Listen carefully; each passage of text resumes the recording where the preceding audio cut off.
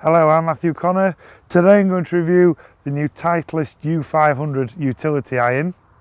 The Titleist branding and colour scheme is what you'd expect, and it's identical to the U510. The biggest difference between the U500 and the U510 is the view of the head when you look down. It does have a much slimmer rear compared to the U510. So let's talk, let's get hitting.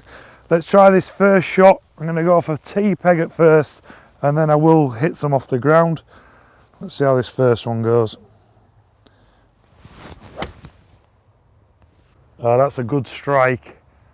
And the ball flight is really low.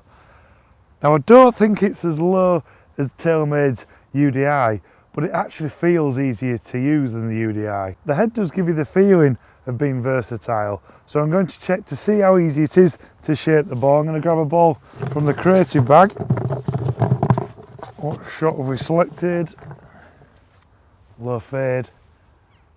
Okay, so I'm going to hit this one again off a peg. I'm just going to try and shape one left to right. Just get it moving low, left to right. Right.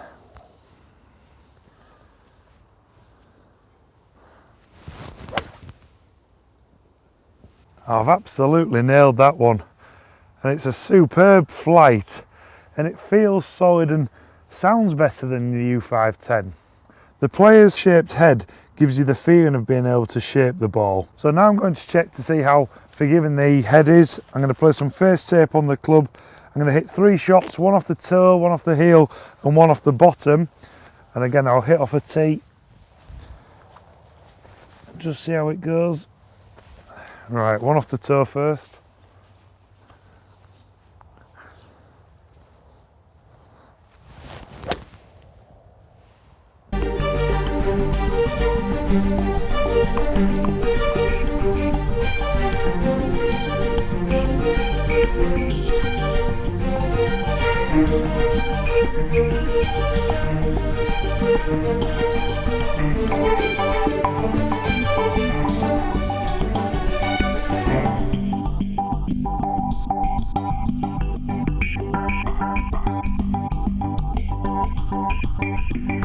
Now it definitely doesn't feel as forgiving as the U510. The depth of the sole, and it has 1.5 degrees less degrees of offset, gives it the look of more playability rather than forgiveness. There is some high density tungsten weighting in the head, which does help with centre of gravity and forgiveness. So now I'm going to hit a few more.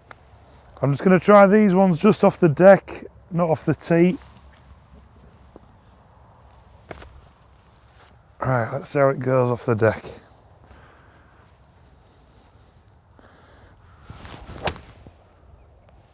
Oh, that's unbelievable. I've struck that really well. And I'm actually quite surprised how easy it was to pick off the surface. This thin face insert helps to create a faster ball speed. So I look forward to looking at the readings after this last shot. As the sun's going down, there isn't much daylight left. Let's try and finish with another good swing.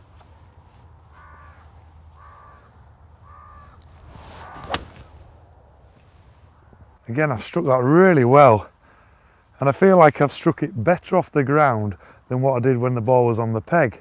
The heads are available in 17, 20 and 23 degrees, and this is equivalent to 2, 3 and 4. And the shaft lengths are 39.75, 39.25 and 38.75. So just be careful when you're trying these clubs. If you're trying to blend your gaps, the lofts are weaker and stronger than the various T-series irons. And the shaft is a Project X Hazardous Smoke Black 90, and this just comes in 6.0. So now I'm going to check the readings.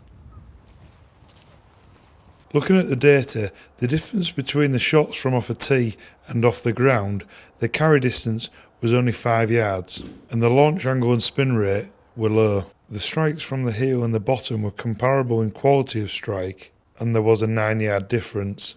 However, there was a big drop off in distance from a toe strike, as this was a really poor strike. So now it's time for me to sum this club up. And it's definitely a player's utility iron. So really it's designed for the better player who wants a low loft utility iron to hit penetrating tee shots and a stinger second shot into the wind. So if you've enjoyed my review, please give me some thumbs up, place some comments below. Thanks for watching.